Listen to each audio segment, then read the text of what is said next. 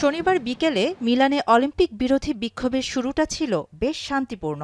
নেচে গেয়ে কাঁধে কাঁধ মিলিয়ে বিক্ষোভ শুরু হলেও সন্ধ্যা নামার পরই সহিংস হয়ে ওঠে পরিস্থিতি। পুলিশ আর পুলিশের ভ্যান লক্ষ্য করে চলে হামলা। জলকামান আর কাঁদানে গ্যাস ছুড়ে পাল্টা জবাব দেয় পুলিশও। ইতালিতে অলিম্পিকের পর্দা ওঠার দিনেই এমন পরিস্থিতি। বিক্ষোভে অংশ নেয় প্রায় 10,000 মানুষ। শান্তিপূর্ণ কর্মসূচির এক পর্যায়ে বিক্ষোভকারীদের বড় অংশই ঘরে ফিরলেও সহিংস হয়ে ওঠে ছোট একটি দল।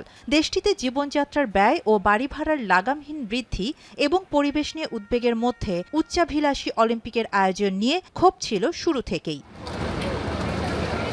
তৃণমূলের বিভিন্ন ইউনিয়ন, আবাসন অধিকার নিয়ে কাজ করা বিভিন্ন গোষ্ঠী ও সমাজকর্মীদের ডাকে এই কর্মসূচির আয়োজন করা হয়। 2015 সালের ওয়ার্ল্ড এক্সপোর পর থেকে এক দশকে মিলানে আকাশচুম্বী হয় জমি ও বাড়িঘরের দাম। একদিকে ব্রেক্সিট পরবর্তী সময়ে দক্ষ পেশাজীবীদের বাণিজ্যিক রাজধানীতে ফিরে আসা, অন্যদিকে নতুন ধনী বাসিন্দাদের জন্য কর কমিয়ে স্থানীয়দের উপর চাপ বাড়ানোর নীতিতে বিপর্যস্ত সাধারণ মানুষ।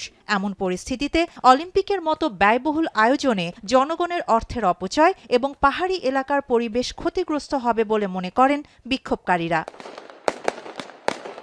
মার্কিন ভাইস প্রেসিডেন্ট জেডি ভ্যান্সের মিলান সফরের মধ্যেই এই বিক্ষোভ।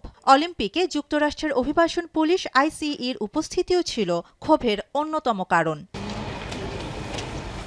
ইতালির উত্তরাঞ্চলের রেলপথগুলোতে বিভিন্ন ঘটনার প্রেক্ষিতে শনিবারের বিক্ষোভও কোনো সমন্বিত নাশকতার অংশ কিনা তা খতিয়ে দেখছে পুলিশ। অলিম্পিক চলাকালীন প্রতিযোগিতার ভেন্যুগুলোতে প্রায় 6,000 নিরাপত্তা কর্মকর্তা মোতায়েন করেছে ইতালি। শাহানা জাহান, এখন বিশ্ব।